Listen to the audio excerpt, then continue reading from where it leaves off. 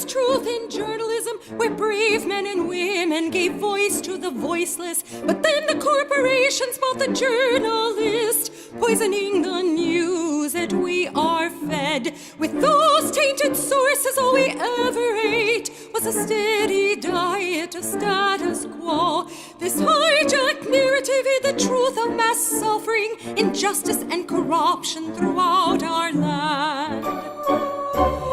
Status quo, status quo, status quo, status quo. To expose this shift to oligarchy came a band of honest journalists. They left the studio and hit the streets to give the microphone back to the people. From sea to sea, the people were empowered to share their truth. Their voices no longer stifled, reclaimed their power. Join the media revolution now.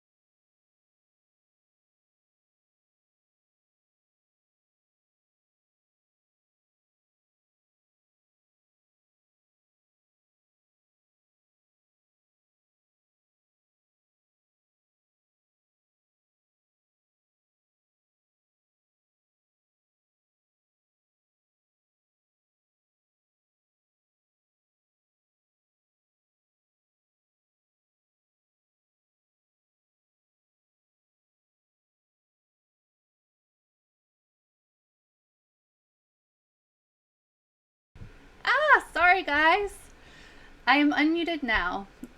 Sorry about that. So I'm so excited I forgot to unmute myself. Hopefully you can hear me now. There's a little bit of a delay in the chat, so I'll wait for a second. Thank you, Auntie Ann, $5 in the super chat asking me to unmute. I'm so sorry. Let me know as soon as you guys can hear me. I should be good now. Let me know. Did anyone get sound yet? Okay, good. Sorry guys. Okay, as I hinted at in the chat, I have some amazingly exciting news, like the very biggest news. I can't contain my excitement. I am just, this is so happy. So, have some more people come in. We're up to 317 people now. Smash that like button and share on all your social media. Get it going. LJL, $10 in the super chat. Thank you so much. Audio extortion for money. I'm sorry, I didn't mean it. Share. I have a lot of news to get through today, probably too much news. I've found that my habit with live streams is preparing too much and planning on too many stories, and then it goes pretty long. So I'll reveal the news in just a second here. You're definitely going to want to hear this. And if you guys know, if anyone in there knows, don't reveal it.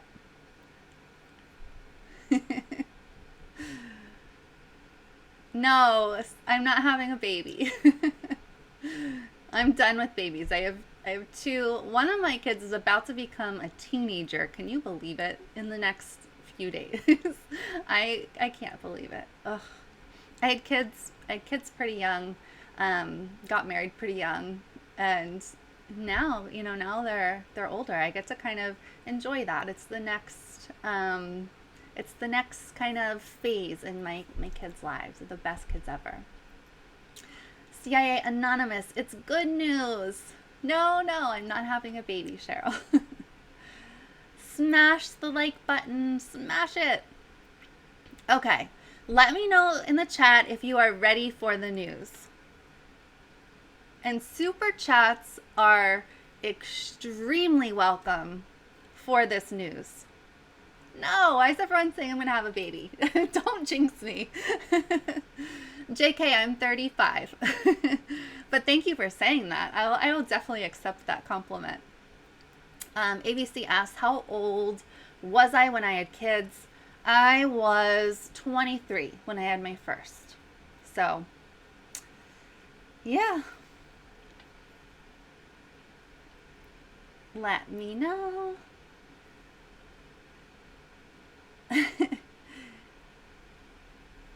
Bring it. Okay, it looks like people are ready. Anthony, no, it's not a new dog or cat. I wouldn't, I love my dog. Actually, Anat's been trying to tell me I should bring my dog on. I have the cutest dog. It's a Beagle Pomeranian mix, and her name is Lucky, and she's so cute. But it's not a dog. All right, guys. I'm gonna switch over to the news. Yay! Okay, get ready to send some super chats. You're gonna be excited too. Okay, here I go. Here's the big reveal.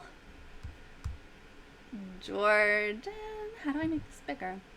Jordan and Anat are engaged. That's the news, yay! And he says, rest of life is looking pretty, pretty, pretty good with Anat Agron. And look at these beautiful pictures. Look how happy he is. And she's so happy. And it's like the perfect location. It's stunning. Just beautiful. Look at that. It's so gorgeous. He's super happy. I wish I could make this larger. I zoomed in when he sent me the picture, and his smile is just so huge, and she has a great smile on her face. Such a sweet, sweet moment. Just amazing. I am just super, super, super happy. I knew that it was gonna be today, but I didn't know what time, and so I was actually on my way to therapy, and then Jordan texted me. He said, engaged. And he's like, what? Call me immediately. So Jordan and Anat called me. They were so excited. You could hear their smiles through the phone. Anat said she was still shaking. So, he'll tell you the story when he comes back. But the story goes that, they had this trip planned. They're on this mini trip, and his parents own a jewelry store. So they had designed this beautiful ring. The ring is gorgeous. It looks old-fashioned. It's totally Anat style. It's beautiful. So they had designed that. But he told her, when she was teasing about getting engaged or whatever, he told her, no, the ring's not even ready. So they went out near this gorgeous lighthouse today, the most beautiful scenery. And he knelt down when they got to this spot and popped the question. I just, I've known Jordan for a long time now, and he's just one of the most incredible people you could ever know. He has the biggest heart. He has such drive for journalism. He's a very supportive and loving friend. He's just a great person all around. So when he met Anat, he dated and stuff and just hadn't really found anyone. But when he met Anat, I could tell something was different. The way he would talk about her, and just the way, and then when I met her for the first time, the way that he looked at her, and this is early on in their relationship, just the way he looked at her, the way he talked to her, he was just, you could tell he was so in love, basically from the start. And actually, when Jordan and I were in Flint last year, he said to me, essentially said, I can see this leading to a proposal. So here we fast forward, they've been together for over a year now, and I'm just so happy. They're so in love, and Anat is truly so special. She's a very sweet person. She's very loving towards Jordan. She's funny, and she loves things like cute animals. She's traveled a lot. She's extremely smart. She's brilliant. And when I got to know her, it was like, okay, this is Jordan's perfect match. They're a great couple, and with Jordan being one of my best friends, like, obviously I had high requirements for who his eventual wife would be or girlfriend would be, and Anat from the start, like, it was like, she's perfect. This is wonderful. She's wonderful. So the two of them together, I'm super, super happy. I see some super chats coming in. Keep leaving live chats or super chats. Some engagement super chats. Keep the train going. So we have so many sweet comments for them. I'm so excited. I'm trying hard not to keep from crying.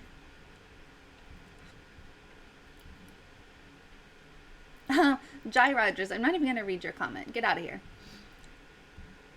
Yay, people are so excited. Yes, Canvas Dancer. He is wearing the coral shorts. the perfect shorts to wear. You guys are so funny. You always talk about Jordan's shorts. Aww. So let me scroll down here. Sam Oser says, #wedding money. Thanks for the super chat, Sam. No, Jedi Knight Disco. Jordan and Anat. Yes, Anat is a total sweetheart. MBW Doughboy. Dave D, yeah. Jordan walking down the aisle in salmon shorts and his Coup shirt. That'd be perfect. Old Gringo in the super chat. Congratulations, Jordan and Anat. Yay!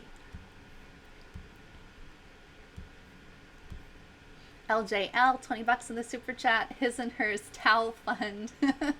Yeah, because Jordan always steals their towels for his sweat rags.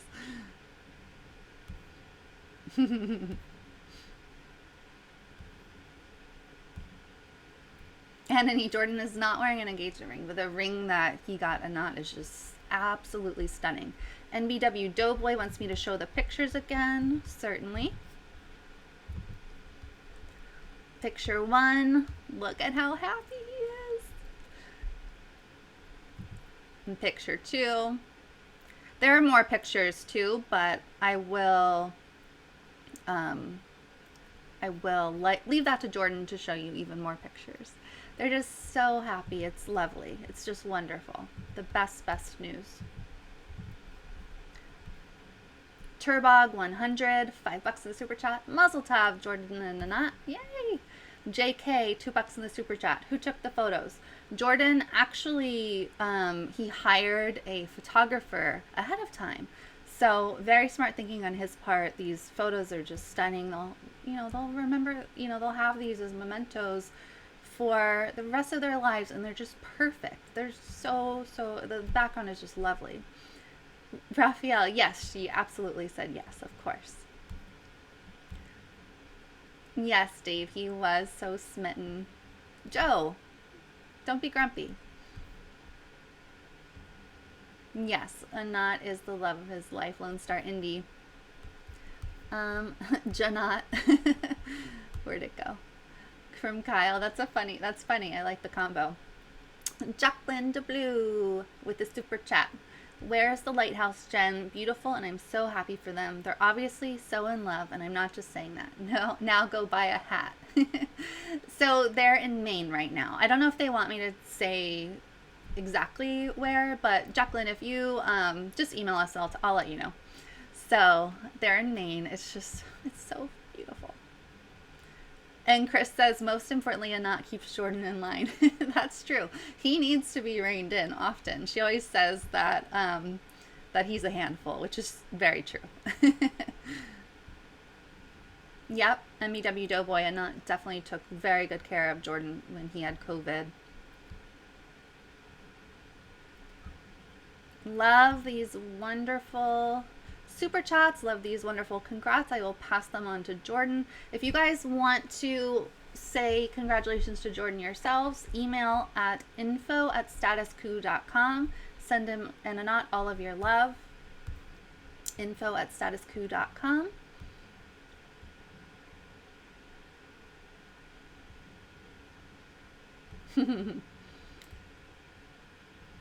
Okay, so now I'll get started on the news. Now that you guys are trying to settle on what name to call Jordan and Anat. You guys are really funny. Okay. Ashura says, Jen, can we start? Yes, I will start. I'm just excited. I can't help myself. In therapy, I had to stop my mind from going to my excitement about the engagement. I had to refocus myself. All right, let's do some news. How about that? Oh, we have another super chat before I start. Lurio, $1.99 in the super chat with a heart. Thank you. Jordan will be so appreciative. News time. Keep your congrats coming though, and definitely email Jordan if you want to. info@statuscoup.com. All right, so the first thing I'm gonna start on is Bill Clinton. Bill Clinton is obviously an establishment figure. The Clintons are perhaps the heads of the establishment. And it's no secret to those who supported Bernie that there were some shenanigans going on in the background. Of course, no one in the establishment wanted Bernie to win. And that all kind of came to a head when Clyburn put out that call to endorse Biden.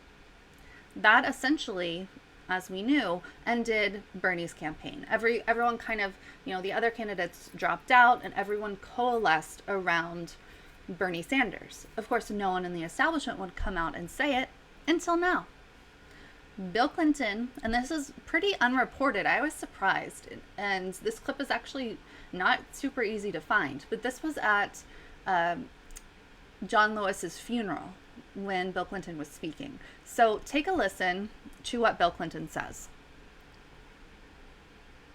I thank President and Mrs. Bush, President Obama, Speaker Pelosi, thank you, and Representative Hoyer and Representative Clyburn, who I really thank for, with the stroke of a hand, ending an intra-family fight within our party, proving that peace is needed by everyone. Madam Mayor, thank you. Let's listen to that one more time. I thank President and Mrs. Bush, President Obama, Speaker Pelosi, thank you, and Representative Hoyer and Representative Clyburn, who I really thank for, with the stroke of a hand, ending an intra-family fight within our party, proving that peace is needed by everyone. Madam Mayor, thank you. So there you have it. Bill Clinton saying that with, single-handedly, Jim Clyburn decided the Democratic primary. That's what it really boils down to, is that Jim Clyburn single-handedly brought that primary to an end.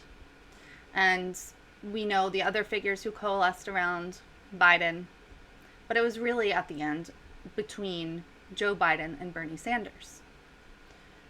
with Clyburn and reportedly Obama in the background, it was over for Bernie. It's unfortunate for people who truly believed in his policies, who were truly fighting for his policies. It was so disappointing for his many volunteers. A lot of people have called Bernie, excuse me, have called Bernie a sellout as a result of him not fighting harder. And a lot of people are really disappointed with Bernie right now because he's not even pushing his own policies. He's kind of bowing down to the establishment, single-mindedly focused on getting Donald Trump out of the presidential seat. So what does this tell us? It tells us what we already knew, but it's one thing to know it. It's another thing for them to be so brazen and hubristic that they just come out and say it. And yet no news outlet picks it up at all. No one talks about it. No one cares. We're not truly a democracy, and we never have been, but we've always had the veneer of democracy. We don't even have that now. They come out and say it. Bill Clinton just came out and said, and in essence, he's admitting that it's rigged, that it's not democratic. It's not the people's decision. What he said was that it was Jim Clyburn's decision, not the people, not the everyday working class Americans. I don't know what to say except for we have to, I know it's disappointing and a lot of people just want to give up hope, but I think we have to keep fighting. We have to keep fighting for Medicare for all. If we do end up with Joe Biden, we have to be extremely critical of him, of course, but we also have to work, and I know a lot of people don't think this is possible, to continue to push the party left. So if you think about what a lot of people say, that no, this is impossible, Joe Biden will never go further left, in fact, the party platform is further right. Yeah, those things are understandable. It's understandable that you would think that. But think about 4 years ago, how kind of revolutionary it seemed to a lot of people for Medicare for all to be even possible. We had Hillary Clinton saying, Medicare for all will never, never, ever happen. And suddenly it became a dramatically popular policy. The vast majority of Democrats, don't quote me on this, but I believe the statistic was 89% of Democrats want Medicare for all. And I suspect that number will continue to rise. Even, people across the board, Americans, overwhelmingly, the majority want Medicare for all. So that wasn't possible without Bernie Sanders giving that push, without Bernie Sanders supporters giving that push. So yeah, it's hard to focus on, to allow, I guess, incremental change. We want dramatic change, and we want it now. And we thought Bernie could bring that about. I'm disappointed with Bernie. I think he's a wonderful person, and his policy positions have changed my life, have changed how I view politics. He's, in my opinion, by pushing the party for Medicare for all, he's changed our country. He's done so much. But right now he is on the sidelines, and it's really sad. It's sad for a lot of people. So I think, them coming out, Bill Clinton coming out and saying this, it makes me want to fight harder for what's right. It makes me want to fight harder for truly progressive policies. So let me know what you guys think in the super chat. And I just thought of something that I wanted to show you. I don't know how to find it though.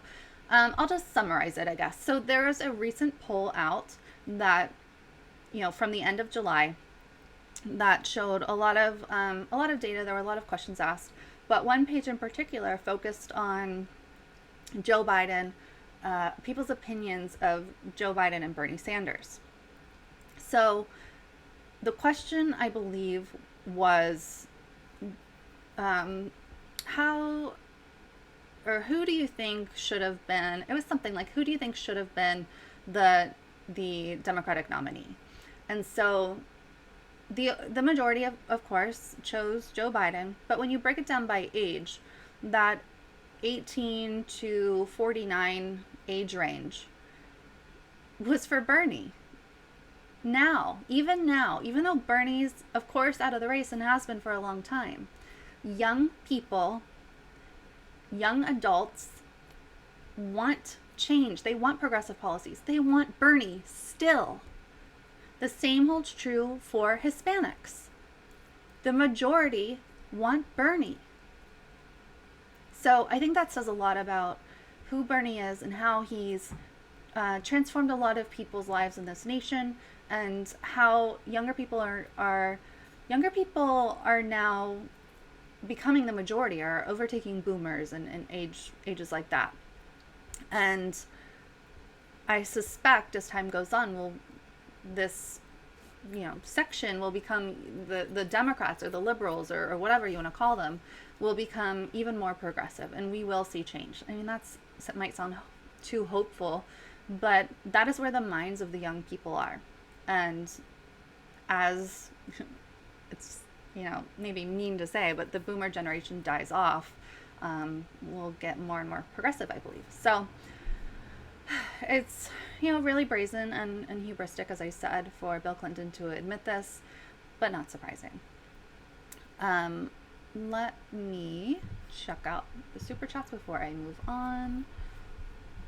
Leave more super chats for Jordan and Anat. Oh, I see some here. Hold on 1 second. Carne Verde, $10 in the super chat. Best of luck, you adorable couple. They are an adorable couple. They're super cute. Seth Peterson, $15 in the super chat. Congratulations, Jordan and Anat. Hope you guys have a very long and joyful relationship through all the ups and downs. Thanks, Jen, for everything you and Jordan do. Thank you so much, Seth. Andy P, $20 in the super chat. Mazel tov, Jordan and Anat. Yay! You guys are awesome. Absolutely amazing. Jacqueline DeBlue, 20 pounds in the super chat. Still quickly on Jordan. I watched the latest member vid earlier today where Jordan mentions Anat crying, Anthony and Sarah, and his face just said it all. And I was thinking, please let those two be a thing for life. Much love. That is so sweet. Very, very sweet. Rafael Rodriguez, $10 in the super chat. Think about it. What is the likelihood that a candidate in 5th place in a crowded race and broke would suddenly pass all others, including the one with most donations and all the SC counties? Yeah, I agree with you, Rafael. Things are looking real bleak for Joe Biden for a long time. He kind of came out of nowhere, and I'm with you. Why else would this happen? Because they all coalesced around him. Because there were shenanigans in the background. Super chats. Keep the super chats coming for our newly engaged couple. If you're just joining us, Jordan and Anat are now engaged. He popped the question today, and it's just, I'm so happy for them. So leave great comments. Jira says, Jen, you just had to go there. I'm gone. All right. Bye. Sorry for whatever it was. Okay, let's keep going.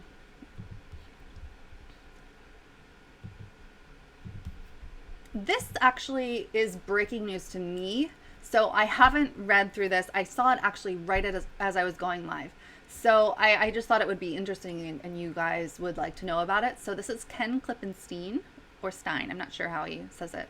DHS is gathering intelligence on activists in an attempt to tie them to foreign militant groups, per intel report leaked to me. One target was Brace Belden, co-host of the popular left-wing podcast QAnon Pod.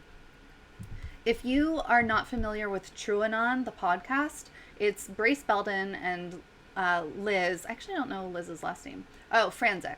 And they started out doing the QAnon pod as kind of a riff on QAnon, but their pod is focused on Jeffrey Epstein. That was at least how it started.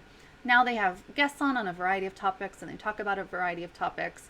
It's an interesting podcast. So Brace Belden, if you guys are Twitter people from the days of yore, Brace Belden used to be the popular account Piss Pig Granddad way back when that account got banned, and so now they have the QAnon Pod Twitter handle and all that. So this is disturbing.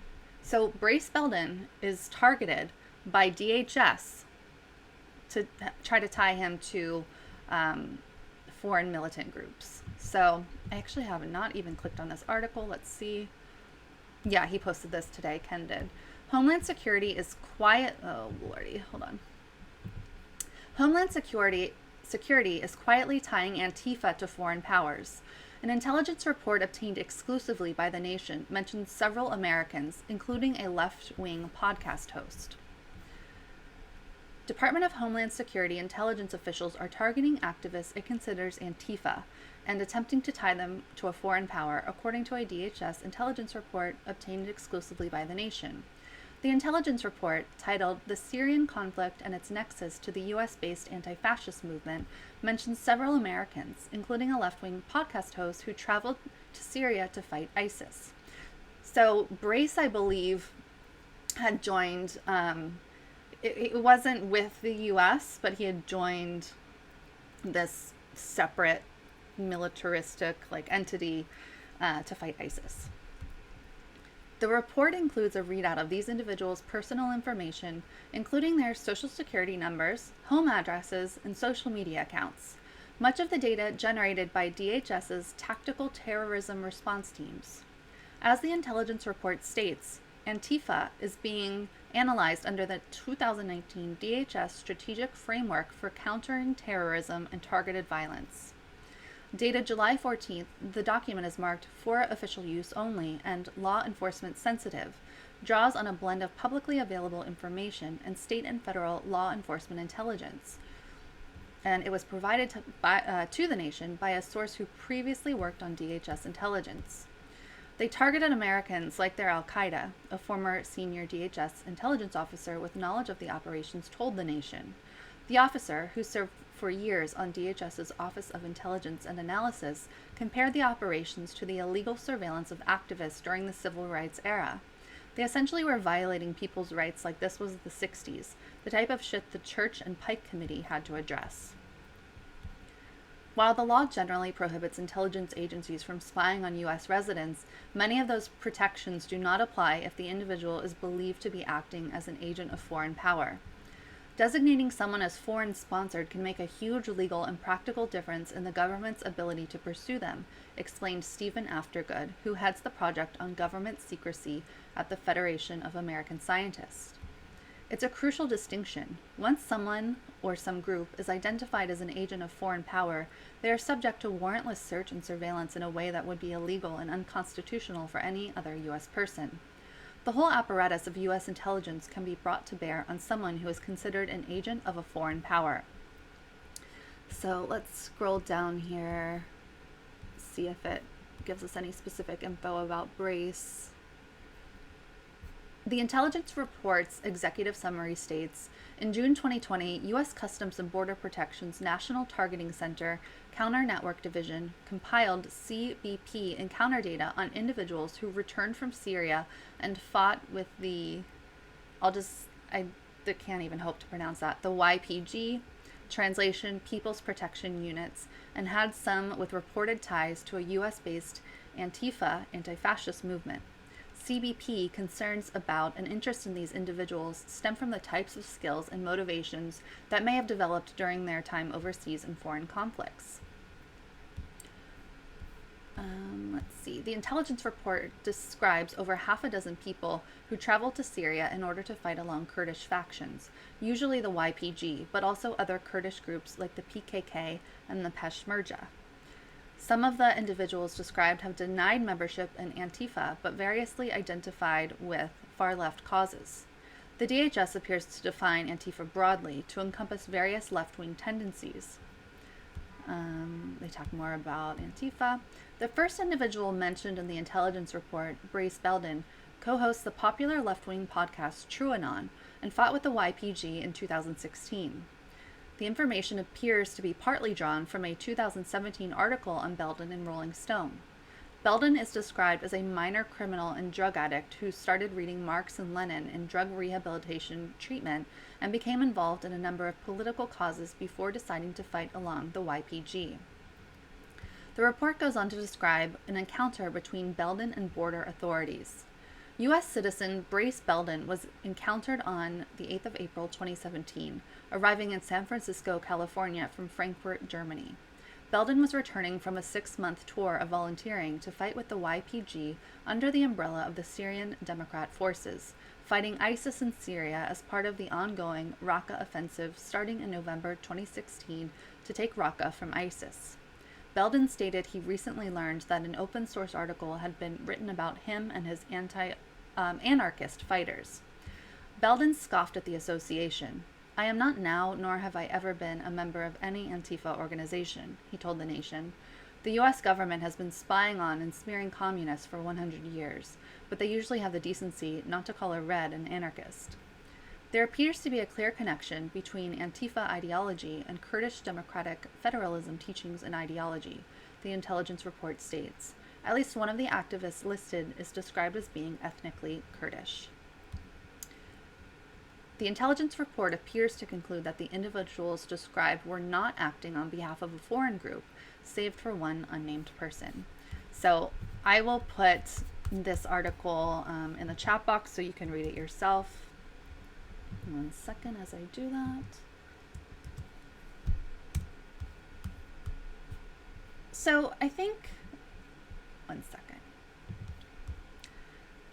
I think what we can take away from this is that the government is going to do whatever it can to strike down dissenting voices.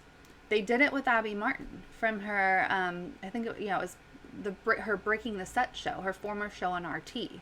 They actually put her in a report about Russian interference by, placing her show in there, a description about her show and about her, and trying to make the association that, oh, Abby must be, part of this Russian interference.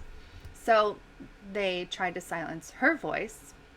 So it's not surprising at all that now Brace Belden, as part of him trying to fight ISIS, which, should be a good thing, right? It's no surprise that he's been dragged into this and that he's on DHS's radar.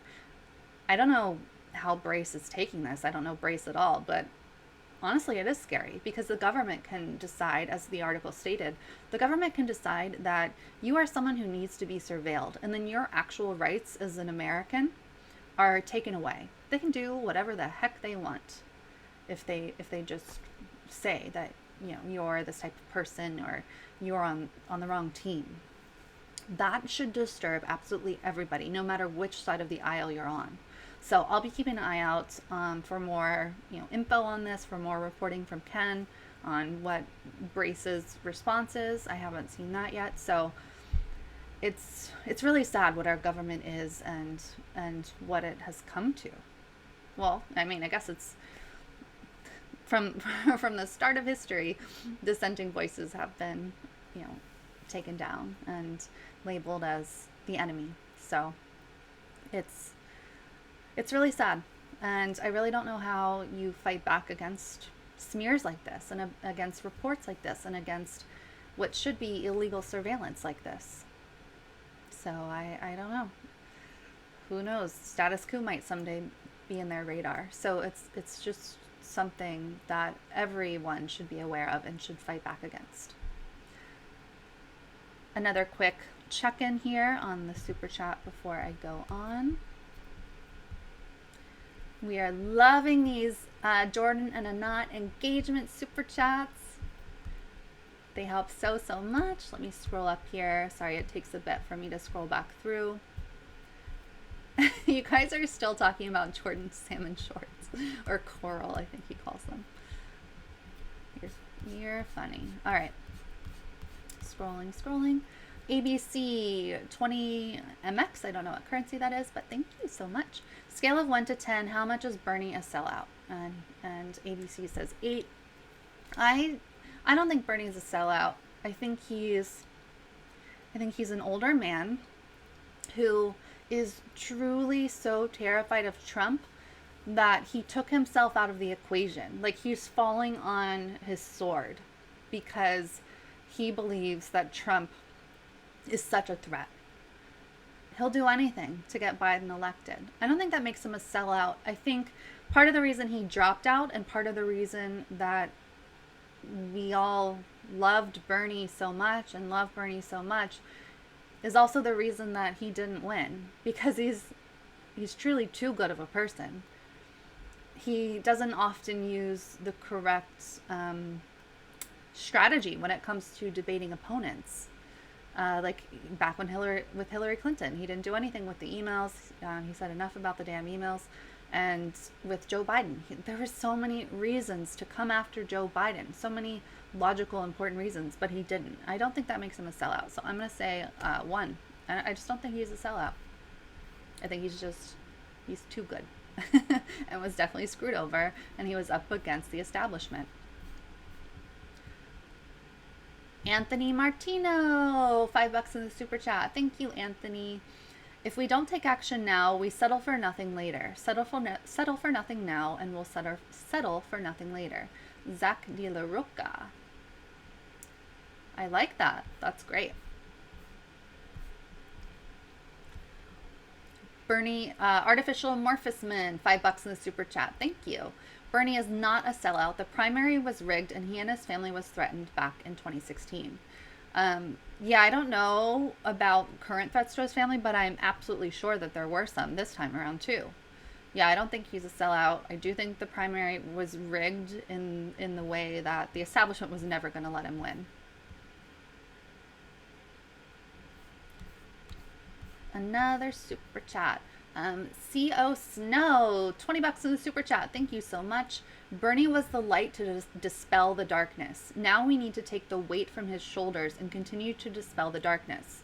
Did you hear the Obamas complaining that young people don't know enough about government? I agree. Bernie is and was a light to, well, he shined a light on a lot of the corruption that Americans didn't know about or were kind of asleep about. He woke up a lot of people. And as you know, as you're saying, taking the weight from his shoulders, that's what he always said.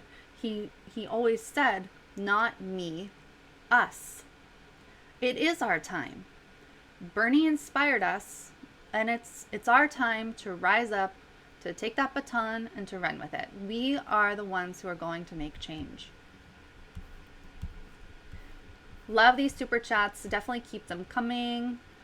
Jennifer, if you just got here, yes, Jordan and Anat are engaged. It's super exciting. Smash that like button if you haven't already. Share this stream so more people see it. And alrighty. Let's go on. Let's talk about some primaries here. Let me close these tabs out. We have some important primaries, and including some tomorrow. So if you live in Arizona, Kansas, Michigan, Missouri, or Washington, you need to pay super close attention. All of us need to pay close attention because, as we saw with Bernie, these good progressives are up against a really tough situation. The establishment does not want them to win. The establishment is playing incredibly dirty. Michigan Rep. Rashida Tlaib, a member of the House's progressive squad, is fighting to keep her place in Congress. Progressives are hoping the second time is the charm for their candidate in one of Missouri's few Democratic strongholds. Let's see here. Tuesday's elections will put the strength of the progressive movement to the test once again. In Tlaib's case, the left wing of the Democratic Party will have to defend one of its biggest stars, who came into power without an absolute majority of votes. In Missouri, progressives are looking to oust another incumbent Democrat, Representative Lacey Clay, after failing 2 years ago. And they're talking about Cori Bush, who I will talk more about. Given Tlaib's national stardom as a member of the squad of progressive women elected to Congress in 2018, it's easy to forget that she almost didn't make it to Washington. In the 6-candidate primary in 2018, Tlaib received just 31% of the vote, edging out her closest competitor, Brenda Jones, by a single percentage point. Jones, who is black, is trying to unseat Tlaib on Tuesday with a call for voters to return Jones to Congress. The race tests Tlaib's ability to transcend the demographic divisions in Michigan's 13th congressional district. The district, which encompasses parts of Detroit and adjacent suburbs, is mostly black and was represented by Conyers, a leader in the civil rights movement for 52 years. So they're talking about, what Rashida Tlaib is up against. Rashida is truly impressive to me. She doesn't mind saying the truth. She doesn't mind speaking her truth. She doesn't mind speaking out against the establishment. She had a very famous moment where she got in a lot of hot water with normie Dems for calling out Hillary Clinton. Progressives, of course, thought it was a great moment. Rashida Tlaib is a great, great candidate, and hopefully she will hold on to her seat because her progressive politics, her policies are exactly what we need, in my opinion. Here's more about Cori Bush, a chance for another progressive upset, this time in Missouri. Cori Bush, a progressive pastor and registered nurse, is trying for a second time to unseat Clay, a Missouri Democrat who has represented the St. Louis area since 2001. Clay, whose father was the first black person to represent Missouri in Congress, defeated Bush in 2018 by nearly 20 percentage points in a 4-candidate field. This time, though, Bush has more endorsements, money, and momentum, enabling her to air TV ads for the first time. She appears to have benefited from the resurgence of the Black Lives Matter movement, in which she got her start in politics. Bush also has the support of outside groups spending on her behalf. Justice Democrats, the left-wing group that recruited Representative Alexandria Ocasio-Cortez and Jamal Bowman, has purchased $150,000 worth of TV ads boosting her. And the anti-monopoly group Fight Corporate Monopolies is spending $100,000 on an ad attacking Clay for opposing the Obama administration's fiduciary rule requiring fund managers to act in the best interests of their clients. Clay received $440,000 from corporate PACs this election cycle alone. Their contributions make up a large majority of his total fundraising haul. I wonder why the Democratic Platform Committee didn't want to ban corporate PAC money. Interesting.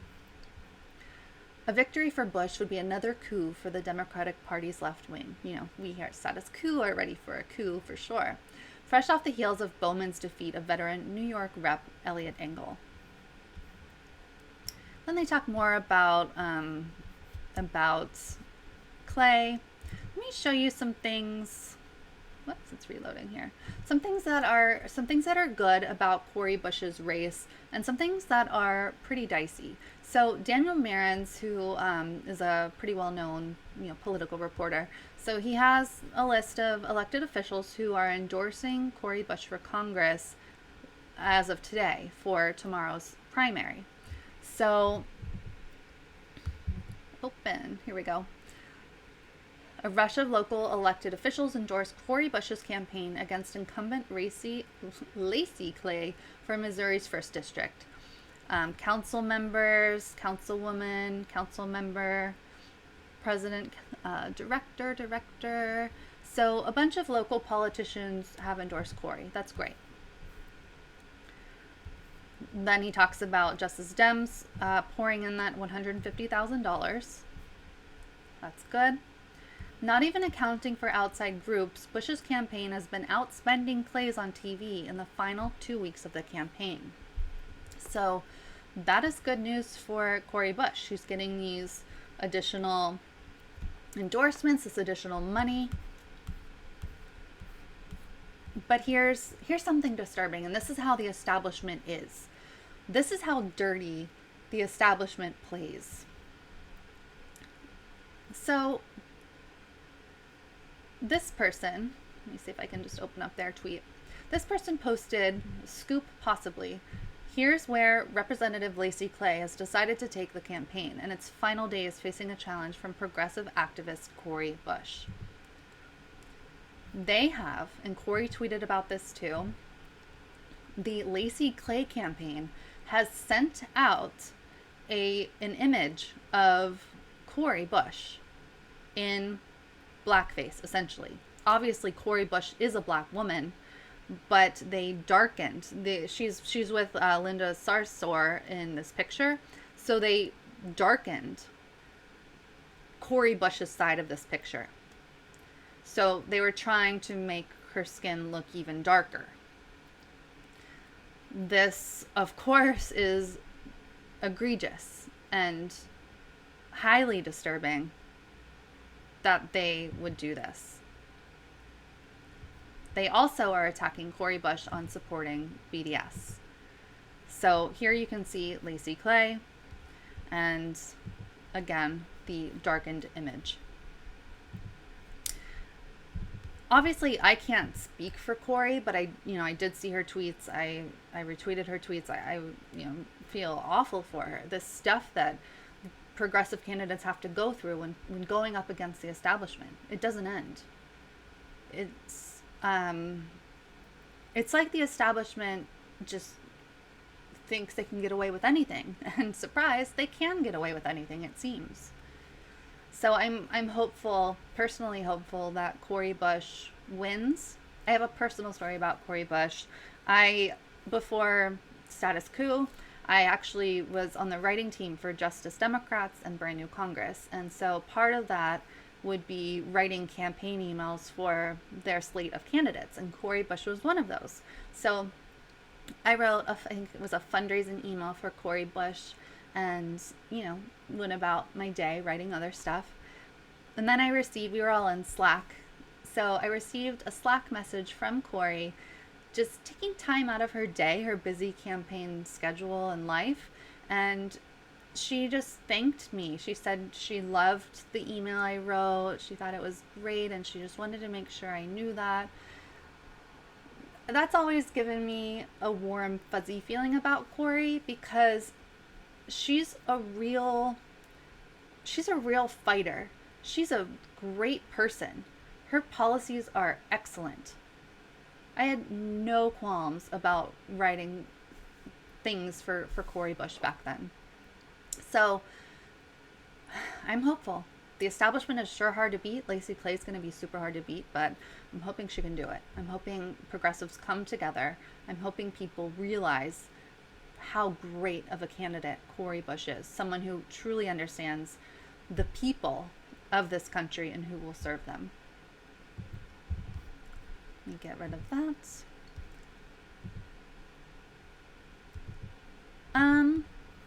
Let's talk a little bit too about Ilhan Omar. So Ilhan Omar, obviously out of Minnesota, is facing a challenge as well. So Omar represents Minnesota's 5th district, where George Floyd was killed by a police officer on Memorial Day. The district is a hotbed of activism and the state party's wheelhouse for driving turnout in statewide races. So let's scroll down. Since arriving in Congress, Omar has both placed herself and been foisted by Trump into the center of the national political scrum.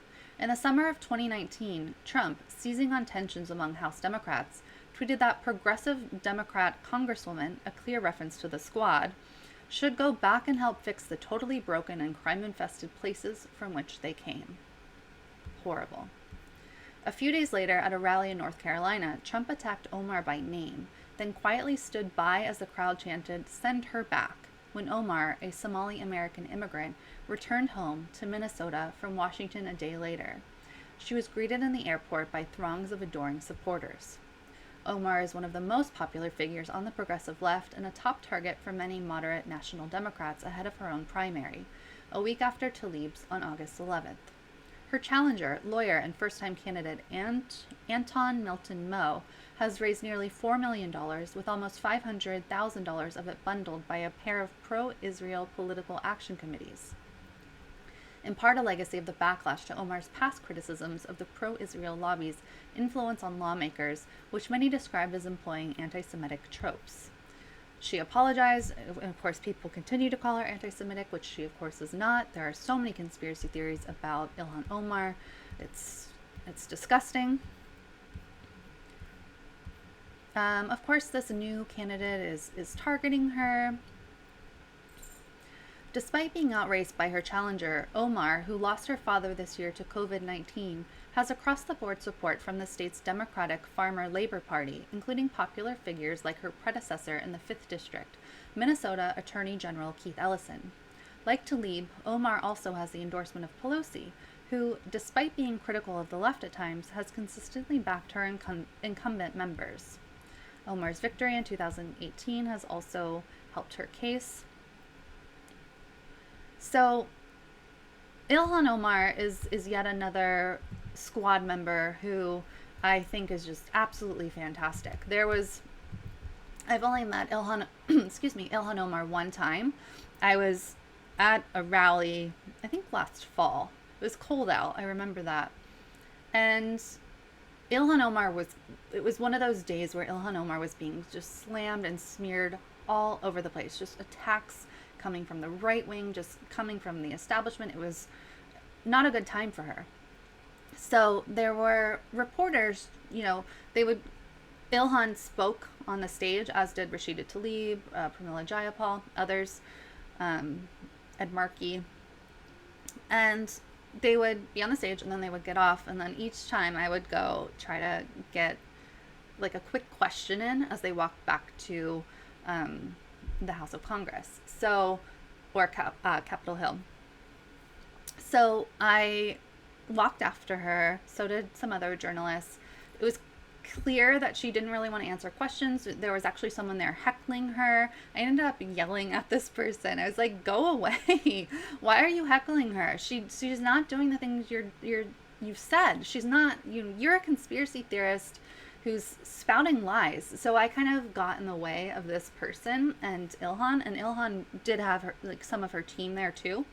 So I followed her and I was trying to get a question in. As I said, she didn't seem like she really wanted to answer something, but I didn't want to give up my chance while also not wanting to harass her. But once she heard my question, she turned around and answered it. My question was something along the lines of, how are you handling these smears against you? You're in Congress, but you're also a person. And she turned and answered me. And her team, this was really nice. Her team blocked off everyone else once we got up to the door and only let me through to continue getting what Ilhan was saying. So she, to me, with her policies and her progressivism and the things she says and having been near her and spoken with her, she seems truly, truly genuine and like a great person. And I too hope she wins her race. So lots of excitement coming up with primaries. It's hard to kind of stay focused on these statewide or local campaigns and to forget, especially in the age of COVID, that it's important to support and retweet these progressive candidates. They need your support. Even if you live in a different state, we need more squad members in Congress. We need our current squad members to stay in Congress.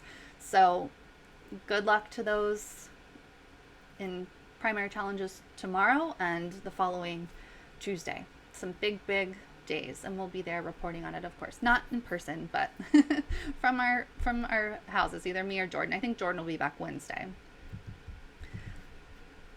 Here's one thing to kind of tag along to show you just how gross people can be and how gross media outlets can be. So Tablet Magazine did a profile on Ilhan's challenger, and I'm sitting here reading it with my mouth hanging open. So this is, again, Ilhan Omar's challenger. This is the way that Tablet described the challenger today. And imagine them, describing Ilhan this way. It wouldn't happen. He is slim, from what I could tell, almost completely fatless, in the way of someone who runs a lot. Melton Moe recalled a recent morning jog with his, it goes on. It was clear from the moment I met him that Melton Moe has at least one quality that money can't buy. He was already seated at the conference table when I arrived at 8:52 a.m. on July 21st, meaning he had been at least 8 minutes early. Oh, give the guy an award! Wow! Unpredictable opponent Melton Moe is an image of modulation, always speaking at the ideal indoor volume and at a cadence that's never agitated or dull.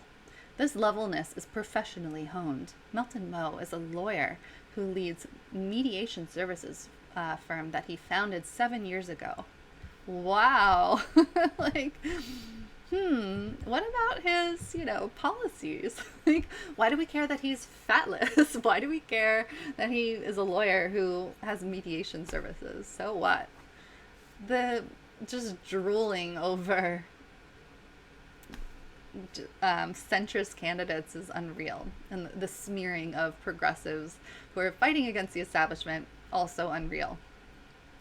Let me check in on the chat before we go to the next part. Scrolling. Sorry that it takes me a bit to scroll. Keep those engagement super chats coming. If you're just joining us, Jordan and Anat are engaged. Give us a thumbs up, like for that. And leave super chats. Leave some engagement super chats. Jordan and Anat, I am so happy. I'm over the moon happy. Anthony Martino, $10 in the super chat. Jordan, congratulations on the engagement. All love to you both from me and Sarah. Wish you both the best. We are so happy for you and super happy you found such a great teammate for life. That's so sweet, Anthony, and hello to Sarah, of course. Paul M, $3 in the super chat. Congrats to Jordan and Anat. Yay, super happy. Really thrilled. They're such an amazing couple. They're both just great people. Chris Garrett, $5 in the super chat. Super chat for Jordan and Anat. Congratulations. Thank you, Chris. That's so sweet. I'll pass that along. Let's see here. Jesus Martinez or Jesus Martinez. $5 in the super chat. Started second job today. Here's a little extra love. Keep up the great work. Thank you so much for the super chat and congratulations on your job. You, of course, should not have to work a second job, but it's so sweet of you to pass some of that along. Wonderful. Thank you.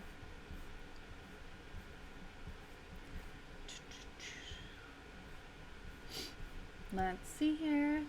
Kilkenny B says, I like Corey. I donated to her too. That's awesome. Andrew Dwyer, $1.99 in the super chat. Who do you see as the next leader of the left movement? I think that, excuse me while I itch my nose. I honestly think it's going to be AOC. I think people are more ready to see women in a leadership role.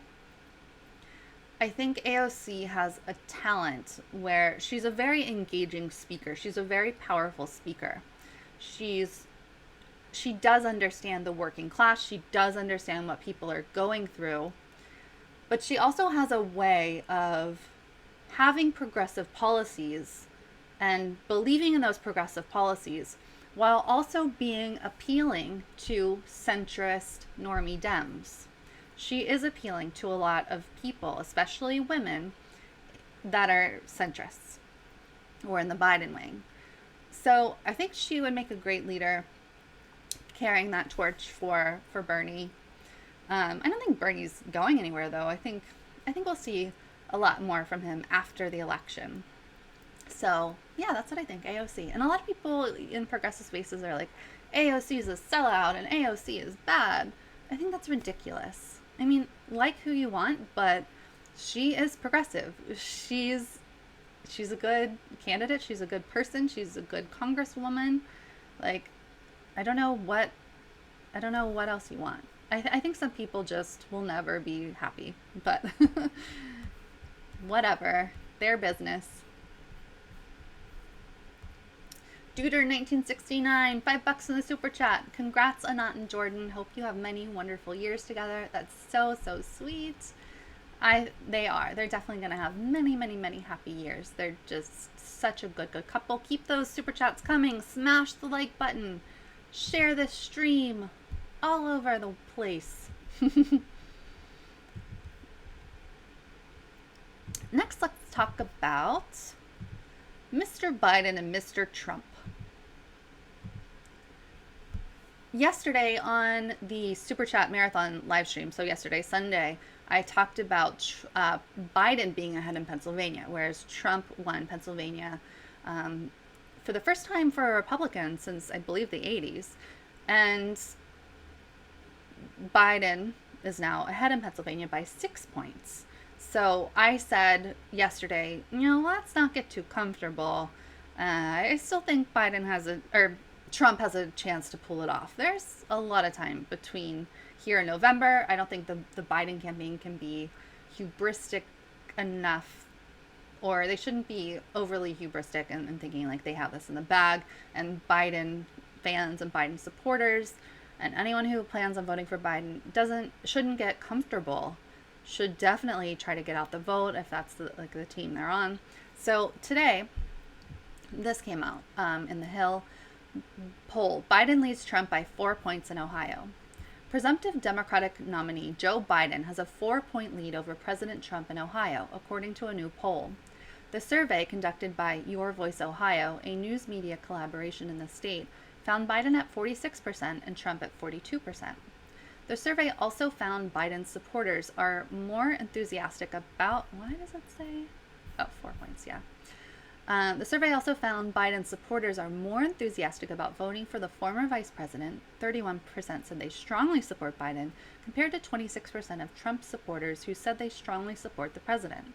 Most national polls have found Trump benefiting from an enthusiasm gap over Biden, which is no surprise. The poll, which was reported by The Blade in Toledo, was conducted by the Ray C. Bliss Institute of Applied Politics at the University of Akron and the Center for Marketing and Opinion Research in Akron. No Republican has ever been elected or re-elected in American history without carrying Ohio, so there's a particular burden on Trump and his allies and supporters to compete effectively in Ohio. So here we go. Trump won Ohio by 8 points in 2016, and most Democrats did not enter the cycle believing the state would be in play for 2020. However, the Trump campaign has spent hundreds of thousands of dollars advertising in Ohio, a sign that it views the Buckeye state as competitive.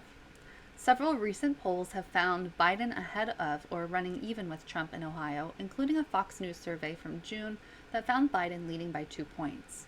Ohio has 9 counties that voted for President Obama in 2012 and then flipped to Trump in 2016, making it the state with the 7th most pivot counties in the country. The Your Voice Ohio poll of 1,037 registered voters was conducted between June 24th and July 15th and has a 3 percentage point margin of error. So, thoughts on this? Biden fans in Ohio or whatever, whoever's going to vote for Biden, don't get your hopes up. He's only 4 points ahead. With such a disaster of a president, let's bring up Hillary's point for 2016. Why aren't I 50 points ahead? I think it's not even far enough away from the margin of error, which they said was 3 for this particular poll. It's not even far enough away from that to be at all confident. And other polls have found them about even. In a lot of cases, the polling's margin of error, depending on the poll, is between 4 points and 5 points. So nothing is guaranteed here. And I think what we're starting to see on the Trump end is a pivot. He's starting to see the writing on the wall that if he wants to keep those swing states that he surprisingly won in 2016, he needs to start appealing to working class voters. He did this in 2016 by telling a lot of lies and making people believe that he was with the working class, which he of course wasn't. But now we've seen some changes. We've seen some tweets from him. We've seen some comments from him that are starting to look like he's appealing to everyday working class Americans, perhaps in a way that Biden can't or won't. So let's see something Trump said today. So this is a recording from The Hill. Breaking: President Trump says he'll stop evictions. I'll do it myself if I have to. As you know, evictions are a major problem right now. There are a lot of people. Let me open up my account and show you this graph that I had to ask for yesterday. There are a lot of people, a surprising amount of people who are probably going to be evicted very, very soon. Let me find this graph where I asked. Here we go. So the wonderful Beth Lynch found this graph and shared it with me. So here from CNET are renter households unable to pay rent and at risk of eviction as a share of total renter households. Look at this graph. West Virginia, 59% of renter households. New York, 46%. Can you believe this? Just look at all of these numbers. Texas, 48%. Florida, 51%. My state of Maryland, 42%. As you go through this chart, I've shared it with a couple people, and people just widen their eyes in shock when they see these numbers. Horrifying. So here's what Trump says he's going to do about it. The fact that I'm not over there with Crazy Nancy, no, I'm totally involved. I'm totally involved. And we're going to be doing some things that are very good because we don't think that look, what Chuck Schumer wants more than anybody, and I would say Nancy Pelosi would be second, they want to bail out cities and states that have done a bad job over a long period of time. Bail out cities and states. They want bailout money. They want $1 trillion in bailout money. And a lot of people don't want to do that because we don't think it's right. The Democrats have run some very bad states and some very, very bad cities. And a lot of people don't want to give them $1 trillion to reward them for doing a bad job. If you look at some of the states, I won't insult anybody by naming those states, but you know what they are. They want bailout money. They're not interested in the people. They're not interested in unemployment. They're not interested in evictions, which is a big deal, the evictions. They want to evict. A lot of people are going to be evicted. But I'm going to stop it because I'll do it myself if I have to. I have a lot of powers with respect to executive orders, and we're looking at that very seriously right now. But what the Democrats want, they're slow rolling it, and all they're really interested in is bailout money to bail out radical left governors and radical left mayors like in Portland and places that are so badly run. Chicago, New York City, you see what's going on over there. Bail out cities and states who have been poorly run and spent a fortune doing it. They want $1 trillion, and we're really not interested in that. Okay, so there you heard Donald Trump saying he's going to do something about evictions. He's going to use his presidential powers to do something about evictions. He would, of course, like Congress to do it, but he said no matter what, he's going to do something. There you go. It's yet another example of him, even if he doesn't mean it, trying to appeal to all of those people, in some cases half of renters in certain states. He's trying to appeal to those people who are facing eviction. We'll see what Trump continues to do, if he continues to pivot, if he really is smart enough and his team is smart enough to understand how important the working class are. And that he can't just continue to cater to the wealthy and the corporations. So kind of interesting. We'll see how it plays out. Definitely don't get comfortable thinking Biden's going to win. I think that's a huge mistake. Anything could happen. So let's hold on for the ride, I guess. Let me close these out.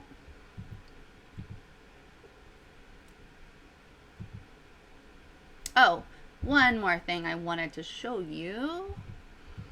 So here's a tweet from Donald Trump to kind of show you maybe he's not exactly being truthful or honest about his intentions about stopping evictions. So on July 29th, Trump had tweeted, "I am happy to inform all of the people living their suburban lifestyle dream that you will no longer be bothered or financially hurt by having low-income housing built in your neighborhood. Your housing prices will go up based on the market and crime will go down. I have rescinded the Obama-Biden AFFH rule. Enjoy." Oh, Trump, maybe you didn't make your pivot soon enough. There he is, catering to white wealthy people. This is not even a dog whistle of racism. This is just straight up racism and classism.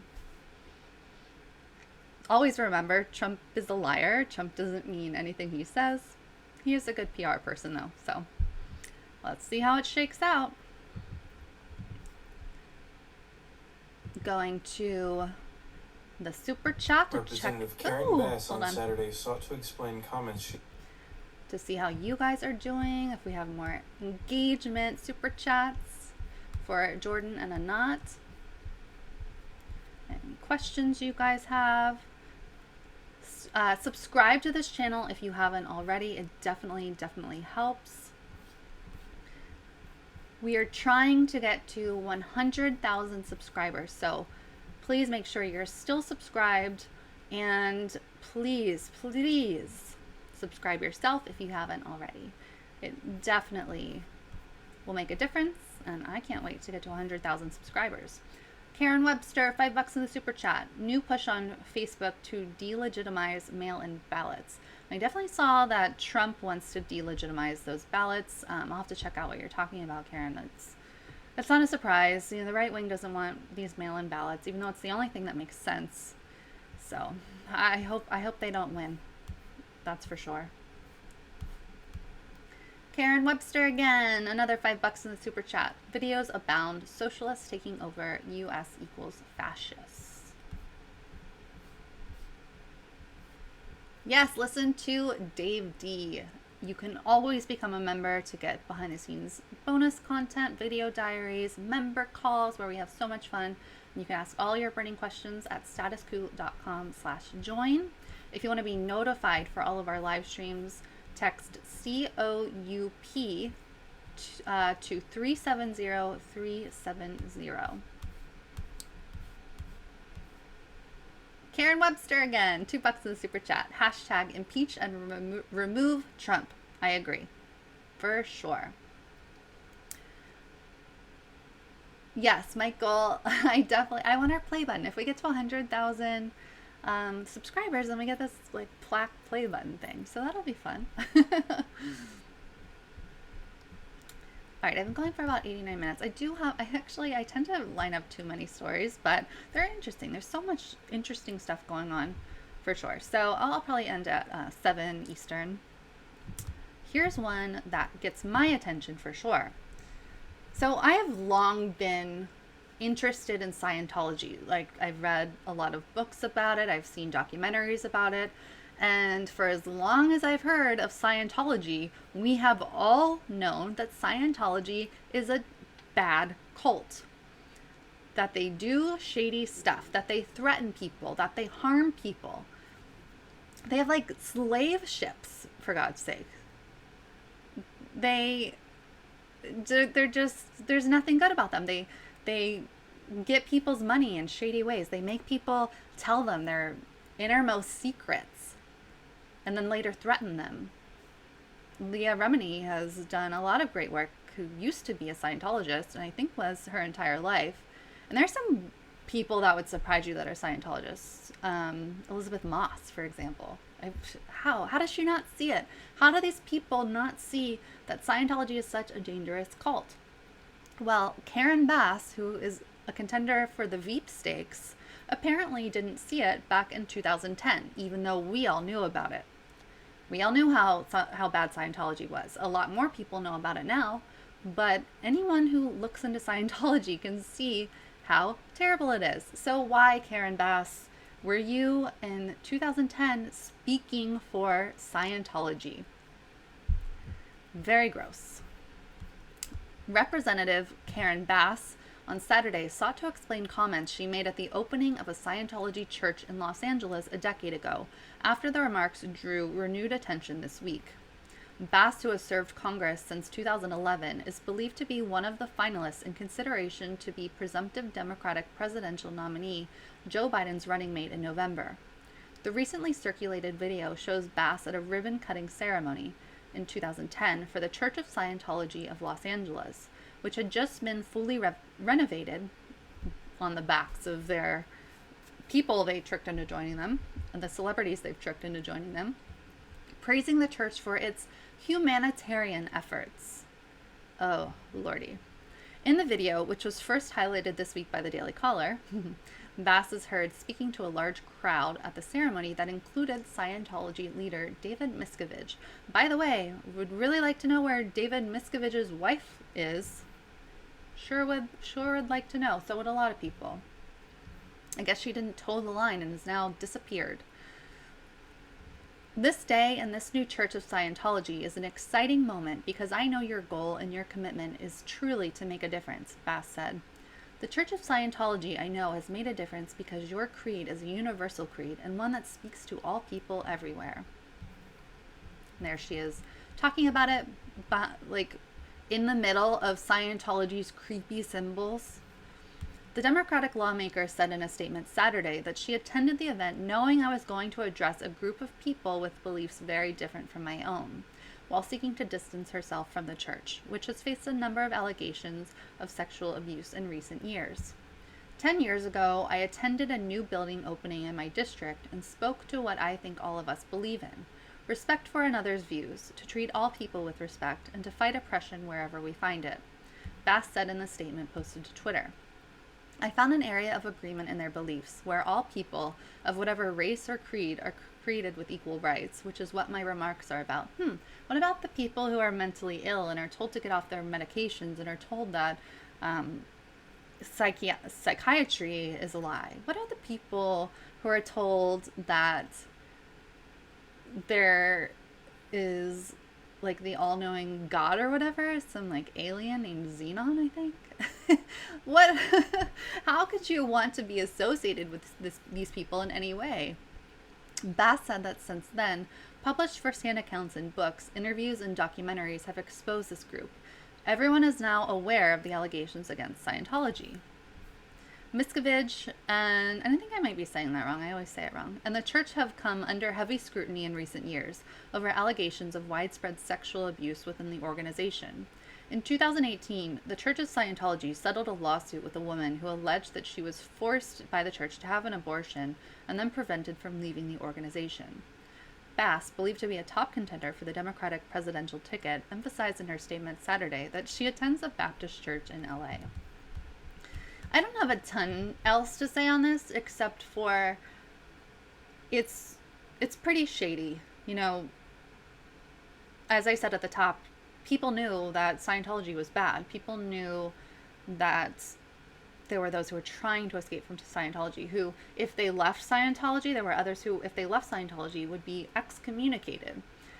People knew about Sea Org, where they often have young people, young children, work on this boat in the Sea Org nonstop like crazy, and then they indoctrinate these young people into believing they're wacky things, and it's all to get money and to have power, and they are tax exempt. It's just bad. Karen Bass, this is really bad judgment. I'm not saying she's a Scientologist. I'm not saying she's like into cults like Scientology. I'm just saying maybe she's not a good judge of of things, along with her bad policies. Just saying. Scientology is bad. Stay away, Karen. And let's move on to something else disturbing. So we'll call this the ending of these segments, the disturbing zone, because there's a lot of disturbing things out there. So this one in particular, you've probably heard of AOC's proposal. You've probably heard of AOC's proposal to stop the military from recruiting on Twitch, where a lot of gamers hang out, where a lot of young people hang out, where a lot of kids hang out. So that didn't happen. It didn't get enough support. It was a valiant effort, I think, by AOC. So what a lot of people don't realize is that the military is also trying to recruit kids and, 18-year-olds, 19-year-olds. They're trying to recruit them through video games. If you don't play video games these days, you can interact with other people and you have a headset. I don't really know how it works, but you're like playing with people, but online through your gaming console. So I'm going to show you an example of the Navy in this case saying they're not recruiting kids or people, but saying they're it really does sound like recruiting. They're trying to act innocent, but they are truly recruiting kids and people who are just barely adults to join the military, which I think is very brainwashy and tricky and not the right way to do it. We have a very militaristic society in America. It's all about the military. That's where all the funds go. We couldn't knock down the Pentagon's funding. We're building new planes. We're doing all sorts of things. So one of the things that recruiters have struggled with is in COVID, they can't go to high schools to recruit. They can't go to colleges to recruit. So they are resorting to video games in order to brainwash people into joining. So here's a Navy recruiter doing his thing. Share our stories and our experiences with our entire time in the Navy. We're not to play games, share our stories and our experiences. Oh, sorry about that. 1 second. With our entire time in the Navy. We're not here to recruit anybody. We just want to connect with the gaming community and be good representatives of the Navy. But we do realize, right, naturally, when people watch it and they hear all these things, our lives, they might be interested in joining the Navy. And we're happy to point them in the right direction, right? You can go to Navy.com. We've got a link to it on our site, and you can find out everything you need to know about joining the Navy. But for those of you that are under 17, right, just stay in school, play games, share our stories and our experiences. There you have it.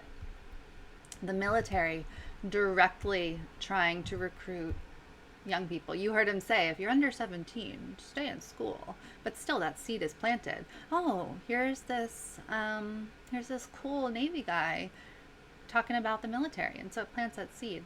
But as my son, who is about to turn 13, said, one of my sons, I asked him what he thought about it sent it to him on text, and I said, what do you think about this? And he wrote back with that meme, that hello fellow kids meme. So I think that today's young generations are, these Generation Z, I think they're smart. They're smart enough to see through this, but there are always going to be those people who fall under the spell of this. It's an easy way to make money. You don't need to go to college, but it also can help you go to college because they give you some money, plus you get some extra benefits, plus there's an early retirement age. But these kids, this Generation Z and even millennials, have grown up only knowing war.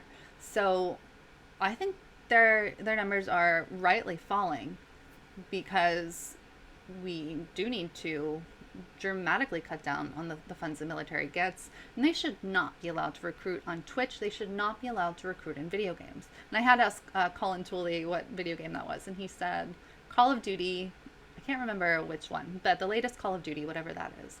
So they're taking these popular video games and using them for what I see as nefarious purposes. So watch out. Maybe talk to your kids about this if they're playing games online. And yeah, I think people need to be aware and prepared for this kind of disgusting recruitment tactic. All right, let me check in on you all. Super chats for the engagement. Just one more story, really, and then I will be done. I have this long-held fascination with conspiracy. Sorry about that, I keep doing that. I have this long-held fascination with conspiracy theories. There are some that I think are completely valid and not just, theories or not wacky. The story goes that the CIA, put out the term conspiracy theory and painted people who try to call out government corruption as these crazy lunatics and don't even listen to them. I think JFK was, obviously there's a conspiracy surrounding JFK's death. Clearly. There was a conspiracy surrounding Jeffrey Epstein's death. Clearly. But there are these insidious people like Alex Jones, who have a cult-like following and who spout the most dangerous thing. We also now have QAnon, which many, a lot of people were in on this in the beginning and on QAnon and interested in it and stuff on the right. But now it's attracting like even so-called normal Republicans. Like people are now saying, oh my gosh, my totally normal uncle is now talking about QAnon. He's never been into conspiracy theories before. So it's attracting more and more people. So there's just a couple of things I want to talk about. Alex Jones first, then QAnon. These people are scary. So this is out of Right Wing Watch, which does a great job of following and the comings and goings of the right wing, including the alt-right, figures like Alex Jones, etc. Alex Jones tells his listeners to get ready to die and fight against New World Order. Alex Jones tells his listeners, I already read that, right-wing conspiracy monger Alex Jones said last Wednesday that his years-old warnings about a globalist New World Order takeover of the United States were coming true. So his listeners should try to overcome their fear of death and be ready to kill as many of them as quickly possible in a defensive way. Issuing his latest conspiracy theory from behind an InfoWars desk displaying military-style rifles, Jones told listeners of the Alex Jones Show that his outlet had confirmed that Maoists in major cities have explosives and weapons and trucks loaded with ammonium nitrate and just chlorine gas, everything, and are preparing to murder government officials and right-wing talk show hosts. Oh, how convenient. Jones cautioned listeners to avoid jumping first at the supposed threat, but said they should be ready to start killing people. I want to avoid confrontation. I don't need to put that on my belt. I don't even want to kill these globalists, Jones said. But if they want to kill us, the best thing to do in a defensive way is kill as many of them as quickly as possible. Again, the media will misquote that. I don't want to offensively kill anybody, but I'm not going to take this, okay? Jones recommended that people start taking down names and making a list like Santa Claus and to just think about the future. If they take down your country, if they destroy your bank account, they murder a bunch of patriot leaders, what are you going to do? Because you always talked about when the New World Order came in and when the UN did this, you were going to go out and shoot folks in blue helmets. On and on. Jones told viewers not to have a civil war with the cops, even if they're captured and cowards and bad people, some of them. If you're running a war, you kill high-value targets, and that means leadership of the New World Order. And he goes on and on, as Alex Jones will do. So what I want to say about this is, you could say, like, who cares about Alex Jones? He's been deplatformed on a lot of sites, and, like, who cares about the people who listen to him and watch him? I think it's important to care and to kind of be aware of what is going on with the right. A lot of people on the right are not living in reality. A lot of people on the right are listening to right-wing talk show hosts like Alex Jones. They're buying like his supplements that he sells. Alex Jones is, despite being deplatformed a lot, he's extremely wealthy and really raking in the dough. And then you have the intersection between an Alex Jones figure and QAnon. And then you have the idea planted in people who are already riled up that we need to have a civil war, that they're going to be targets, that they're going to be shot at because they're right wing and they're, the other side's part of the New World Order. So of course the New World Order is going to try to silence them and kill them. So you have people who start believing this. I think there's a natural tendency for our brains to sometimes want to believe conspiracy theories because it makes things easier. So Alex Jones is kind of brainwashing his listeners into believing in his conspiracy theories, including about the New World Order, and then they accept whatever he says is the gospel truth. Interestingly, or at least interesting to me, is that some people in the conspiracy world actually think that Alex Jones is I guess they would call it a double agent. Like they think he's planted by the CIA, which I guess is kind of funny. So then you have conspiracy theorists fighting with each other. So I think the real scare here is QAnon too, because it's growing. So we're scared about Alex Jones, or worried about the Alex Jones sect, but then we have these QAnon believers. We have the Boogaloo people. We have people who are ready to literally go to war with their fellow Americans. And it won't take much to spark them into action. On the QAnon front, this is out of The Guardian, they need voters. QAnon is finding a home in the Republican Party. So what this is going to show you is that you can't just think of QAnon as this fringe thing that you don't have to pay attention to. That's because literal QAnon believers are in races to get seats in Congress, for example. There's a very strong chance that we are going to have QAnon believers in the halls of Congress. In some cases, maybe they're just trying to appease their base, who is growingly believing in QAnon. Maybe, but some of them believe it. And when you have people who are so detached from reality, who are on the right wing, so already have terrible policies, but are also completely detached from reality, and think that QAnon and the Donald Trump camp is going to save the world from the globalists, from the New World Order, then you have to pay attention, because they're going to be in our government. And it's going to grow.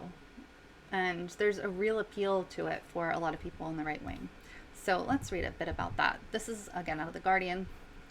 According to one congressional candidate for America's House of Representatives, COVID-19 and the Black Lives Matter movement are a screen for pedophilia and human trafficking.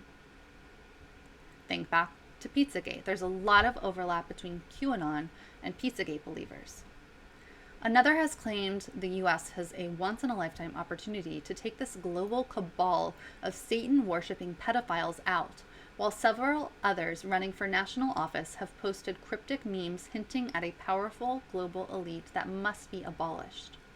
These believers in QAnon, a conspiracy theory labeled a potential domestic terror threat by the FBI, are all running for national office, not as fringe independents, but as Republican candidates. In some cases, they have been backed by Republican money and promoted by Donald Trump himself. And in certain Republican heartland states, the QAnon candidates are even likely to be elected in November. Marjorie Taylor Greene from Georgia is among the QAnon supporters with the best chance of winning in November. She has also been the most strident with her beliefs. Q is a patriot, Greene said in 2017, referring to her belief in the conspiracy theory's anonymous online poster who claims to have knowledge of a secret ring of powerful deep state sex traffickers and pedophiles, and is said to be part of the Trump administration. He is someone that very much loves his country and is on the same page as us, and he is very pro-Trump. He appears to have connections at the highest levels. Greene is running for the state's 14th congressional district, where in August she needs to overcome a Republican opponent she has already bested in the primary, then challenge a Democrat for the reliably Republican seat. Her bid will probably be helped by an endorsement from Trump in June. But if she and others win in November, experts say it could boost the popularity of the theory even more by arriving in the nation's halls of power. Marjorie Taylor Greene, a candidate in U.S. House District 14, talks with people at a Back the Blue rally in front of City Hall in Rome, so that's what this picture is, Rome, Georgia. If these people do get into office, and I think several probably will because of the nature of the districts they are running in, this potentially gives them a platform to spread QAnon, said William Parton, a disinformation analyst at Data and Society, a nonprofit research organization. I think it's clear at this point that it's detrimental in a wide range of ways, in terms of interpersonal relationships, actual criminal activity, and violence. It was a QAnon believer who, heavily armed, entered a DC pizza parlor in December 2016, prepared to take on a child sex ring supposedly being run by Hillary Clinton out of the restaurant's basement. In 2019, the alleged New York mob boss Francisco Cali was shot and killed by a man said he was obsessed with QAnon and believed Cali was part of a deep state conspiracy against Trump. In April this year, a woman inspired by QAnon videos traveled to New York armed with more than a dozen knives in an alleged attempt to kill Joe Biden. None of these incidents have stopped candidates such as Angela Stanton King, like Green, a Georgia-based candidate for Congress, from posting QAnon messaging. On the 16th of July, she claimed on Instagram that COVID-19 and Black Lives Matter were a screen for pedophilia and human trafficking, a few days after suggesting on Twitter that the election was about global elite pedophiles trafficking children. Media Matters, a not-for-profit progressive research center which monitors misinformation, has counted 67 current or former congressional candidates who have embraced QAnon. Along with Green and Stanton King, Lauren Boebert, running for the House in a traditionally Republican district in Colorado, has spoken approvingly of QAnon. Everything I've heard of Q, I hope that this is real because it only means America is getting stronger and better, Boebert said in an interview in May. Like some others, she has distanced herself from the movement in the wake of media attention. Others include Mark Cargile, a House candidate in California, who included the hashtag WWG1WGA, which means where we go one, we go all. And Billy Prempeh, running in New Jersey, who posted a photo of himself next to a QAnon flag on Facebook. Elsewhere, Joe Ray Perkins, the Republican candidate for Senate in Oregon, claimed in January that there is a very strong possibility or probability that Q is a real group of people, military intelligence, working with President Trump. Travis View, the co-host of the QAnon Anonymous podcast, which tackles the conspiracy theory, said that QAnon followers tend to be extremely politically active, both in terms of voting and promoting candidates online. That could be one reason why there has been, so far, so little condemnation of these candidates or of QAnon itself from senior Republicans. I cannot find a Republican leader who has said a bad thing about QAnon, View said. I'm so fascinated by the weird line that Republican leadership is walking right now. Republicans cannot afford to spare a single vote, so they need to get as many voters on board as possible. That may explain why they're doing this weird dance where they don't want to say a bad word about QAnon, but also not give any explicit endorsement to QAnon either. So if you're not terrified by that, you should be.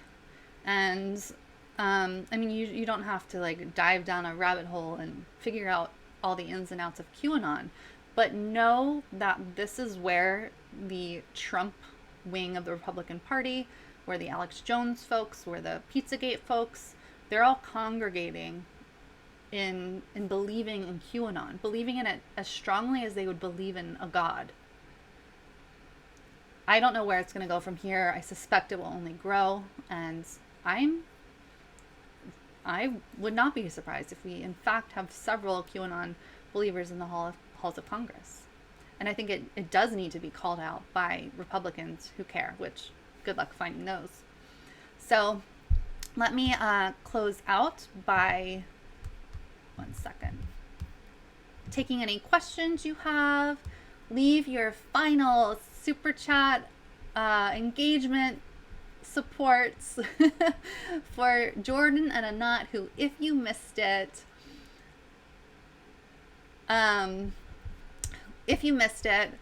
they got engaged today in Maine.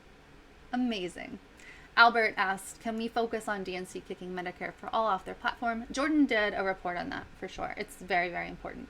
Chris says I missed his super chat. So I'm sorry, Chris. Retype it if you want. Or let me... Yeah, here it is. Chris Wynn, $2 in the super chat. People got banned for asking chat about U.S. war crimes. Got banned where? On social media, I guess? Let me know.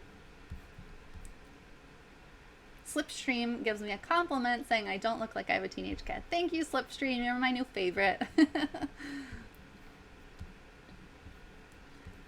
Let's see here. Scrolling. I always feel bad because it takes so long for me to scroll. Still scrolling. Irene says I missed super chat. Hopefully it was Chris's, which I just got. President says JFK used meth. I don't know. He probably, maybe. I haven't heard that. Pirate, this brings out, pretty sure Alex Jones is CIA. Yeah, a lot of people think that. I obviously have no idea.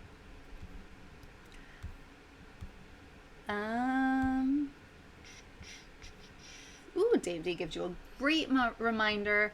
Grab your Status Coup mask. I'll leave the link again in the super chat. We have sold so many of these masks. People are so excited. You can order them in a variety of colors. They're awesome, and they help. We get about half of the money, so it definitely helps us. It helps our reporting, so definitely grab a mask. Tim Flowbug says QAnon is basically the alt-right's Harry Potter. You're not wrong. So a lot of, I mean, I wasn't allowed to read Harry Potter as a kid for a while. I eventually did because I just, like, my grandma would take me to the bookstore instead and I got whatever I wanted. But my dad and stepmom at the time, where at that time my dad was, because she was like a fundamentalist or Christian, like conservative Christian. So I wasn't allowed to read about magic. But as I said, I eventually read it. It's like, it's a good story. Like my oldest son liked it. He dressed up as Harry Potter one year. But the level to which normie Dems have taken Harry Potter, like it is. You're so right, Tim. It is their Harry Potter. They look to it for wisdom. Still scrolling. Scrolling.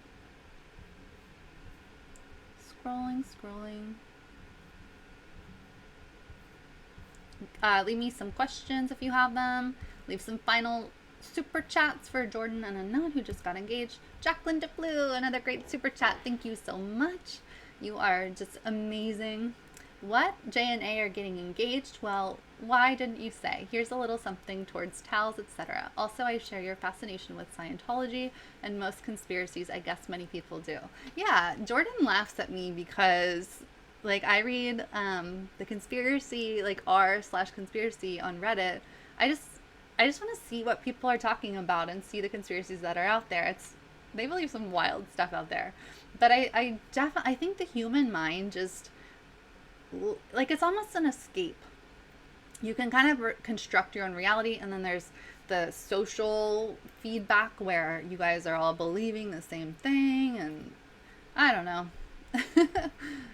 I also think it's wrong and bad to not believe in any conspiracies.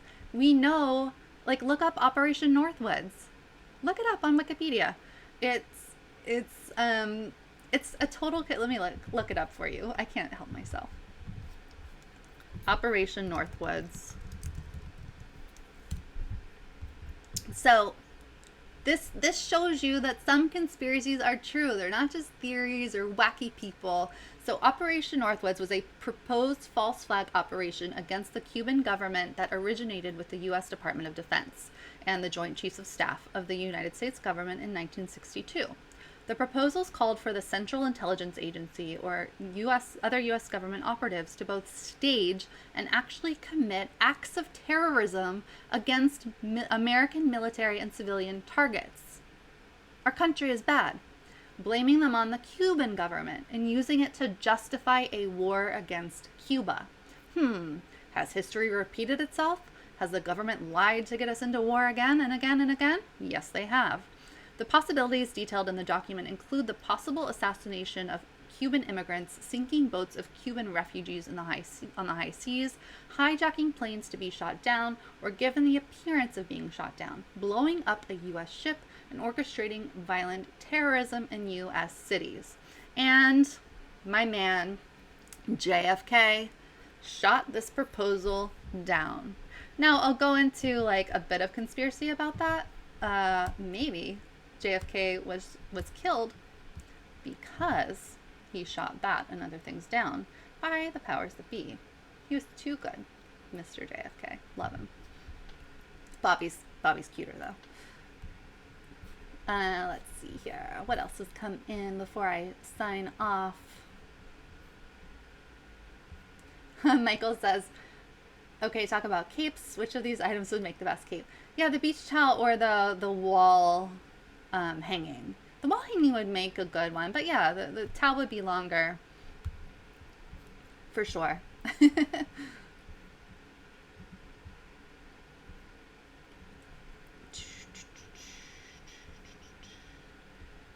I follow the Church of the Coup, Anthony Martino says.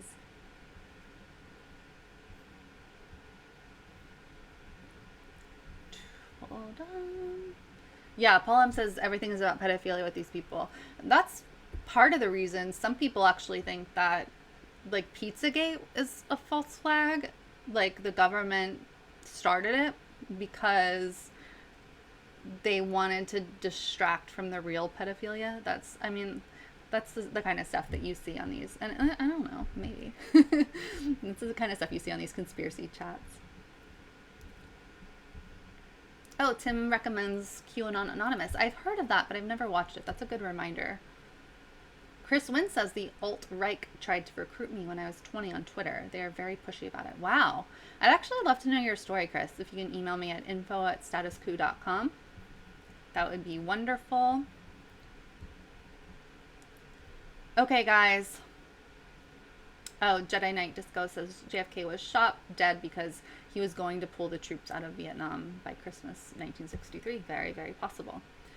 So, you guys are all wonderful. If you haven't subscribed to this channel yet, please, please do it now. We are on the path to 100,000 subscribers, where we get a fancy plaque, but it'll also help us be seen more, a bit more kind of like authority with the YouTube algorithm. So subscribe.